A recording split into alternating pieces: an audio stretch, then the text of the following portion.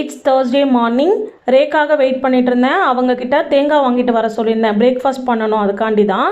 அவங்க வந்ததும் காஃபி போட்டு கொடுத்துட்டு பிரேக்ஃபாஸ்ட் வந்து இன்றைக்கி கம்பு போட்டு தான் பண்ண போகிறேன். 1 கப் கம்பு எடுத்திருந்தேன். நல்லா வறுத்துட்டு பாப் ஆகும் அந்த டைமில் ஆஃப் பண்ணிவிட்டு நல்லா பவுடராக அரைச்சிக்கணும்.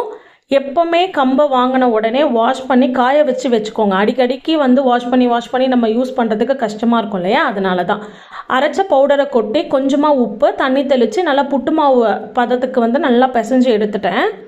மாவு வந்து சின்ன சின்ன கட்டியாக இருந்தது. அதனால் என்ன பண்ணலாம், ஜலிச்சிடலான்னு சொல்லிட்டு ரவை ஜலிக்கிற ஜல்லாடை தான் எடுத்திருந்தேன். ஹோல் வந்து கொஞ்சம் பெருசாக இருக்கும். நல்லா ஜலிச்சு எடுத்துட்டேன். ரே தான் வந்து தேங்காய் உடைச்சாங்க. எனக்கும் தேங்காய்க்கும் செட்டே ஆகாது. அதை உடச்சி எடுக்கிறதுக்குள்ளே நான் ஒரு வழி ஆகிடுவேன். அவங்களே நல்லா உடச்சி எனக்கு துருவி கொடுத்துட்டாங்க. எப்போதும் நம்ம புட்டு வேக வைக்கிற மாதிரி தான் வேக வச்சு எடுத்திருந்தேன். இதுக்கு வந்துட்டு வெல்லம் அப்படி இல்லைன்னா நாட்டு சக்கரை போடலாம். சூப்பராக இருக்கும். Healthy breakfast. நீங்களும் ட்ரை பண்ணி பாருங்கள்.